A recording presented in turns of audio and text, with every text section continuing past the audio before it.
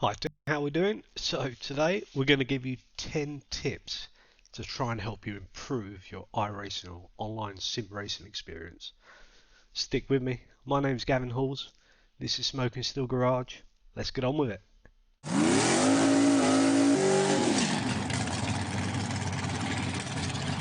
So, tip number one, you are your own worst critic.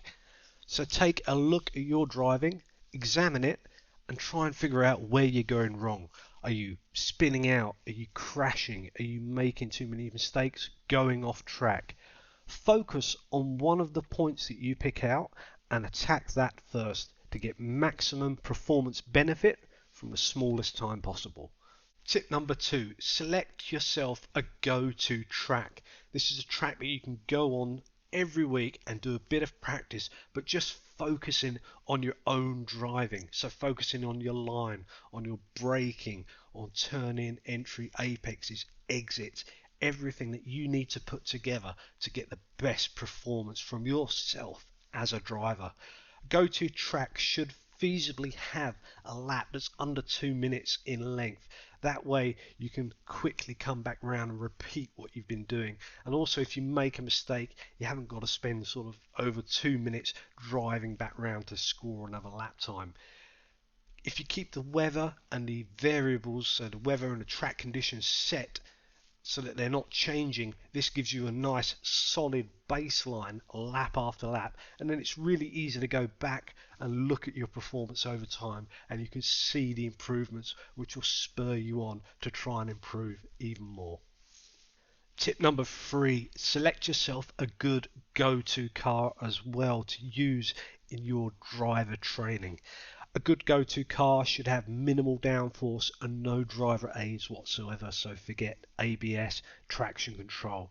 Get yourself something that's good fun, entertaining to drive.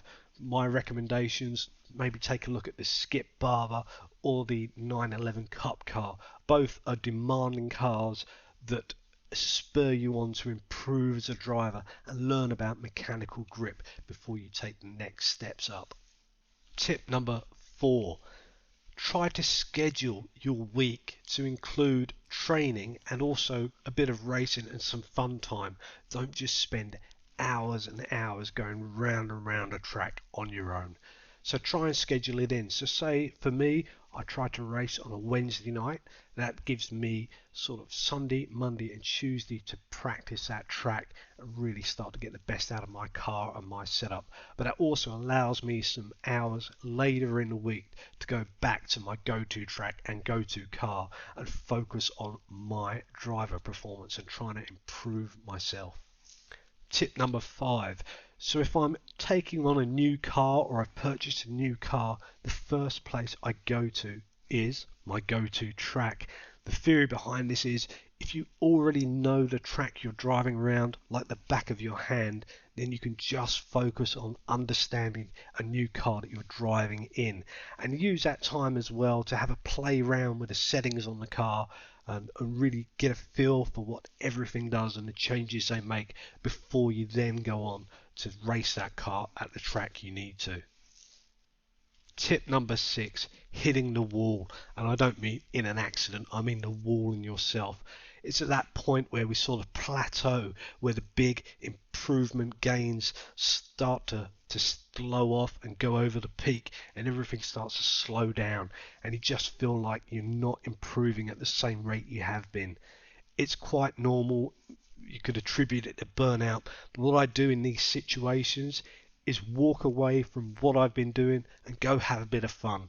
So a lot of my sim racing is based on road track courses. So what I'll do is jump out of there for a few days and I'll go and have some fun. So do something completely different. Go race some NASCAR, go do some oval dirt racing or some rallycross.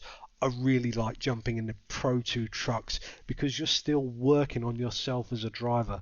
A lot of the attributes to being fast in a rallycross or a Pro 2 truck carry over onto the racetrack. So smooth braking, turn-in points.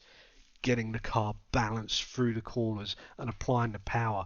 So even though you're having fun, you're doing something different and a bit of a giggle, you're still learning at the same time, and you'll find you're still developing as a driver. Tip number 7, learn to left foot brake. The reason we use the left foot braking technique on the racetrack in real life and in sim racing is it reduces the time it takes you to move your right foot from the throttle to the brake pedal. And although only a short space of time at high speed, you can cover quite a considerable distance. So by left foot braking, you're maximising that distance on the track and reducing the downtime in between throttle and brake applications. Left foot braking also allows you to use both feet as you're entering and exiting the corner, so you can overlap the inputs from throttle to brake to keep the car more balanced through the corner phase and help to improve your lap times. Tip number 8.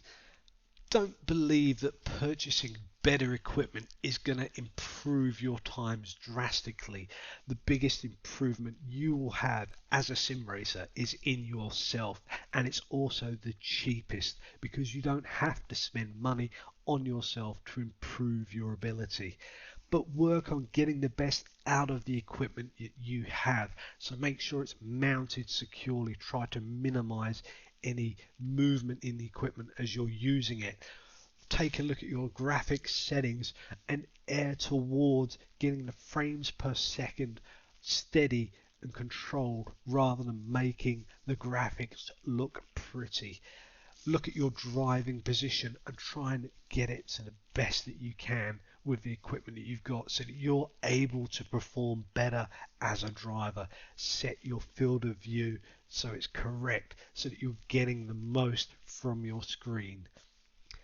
There's a lot of really good drivers out there sim racing with very high I ratings and good win ratios who are using still very standard and basic equipment, but they're getting the best from that equipment and they're getting the best from themselves. Tip number 9, don't be scared to keep doing what works for you. And I mean by that, don't feel pressured to do something or change what you're doing because everybody else is doing it that way. If you are a sheep and you follow the flock, you will stay in the flock. If you want to improve and be better than all the others, you've got to step outside the box and start maybe doing things your own specific way. So whether that's in terms of the hardware setup that you have or in little subtle changes in the way you drive or your driving style. If it works for you, carry on doing it and work on improving it. And finally, tip number 10, record your driving and review it after you've done your practice sessions. So that's not only your on-screen driving from the car view, which is really good to watch your replays and see how you're placing the car on the track. You can spot any sort of changes in the way the car is handling or your inputs are affecting the car as you drive it around the track, but also try to record yourself on a webcam. So look at just have a camera focused on the steering so that you can see how your hands are moving through the wheel. Record your feet on the pedals so that you can spot any little things that don't look quite right in the way that you're operating your hardware. It's really good, and there's a reason all the top race teams in real life have cameras on the cars to record the driver's inputs so they're able to go back and review their own performance and try and improve and refine it further. So there's 10 tips to hopefully help to improve your online racing performance. If you like what we've done today, please feel free to give a thumbs up, and also if you have any questions, leave a comment down below and I'll do my best to answer them. Thanks for watching, and we'll see you all again soon. Cheers.